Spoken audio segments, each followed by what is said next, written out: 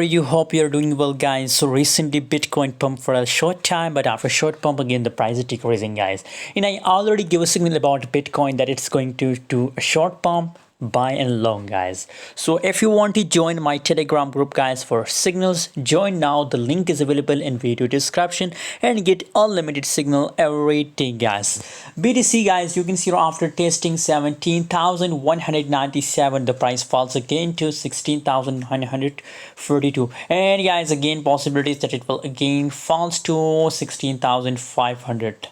It's my target for Bitcoin. By the way, for further information, for further updates about BTC, you have to join my Telegram group, guys, because on Telegram I share a latest update, guys. Here, if you look the volume, trading volume, so market is looking bearish, guys, 16.08%. There is so fear in the market, so that's why I'm telling you guys that the price will again falls, guys. The price will again false.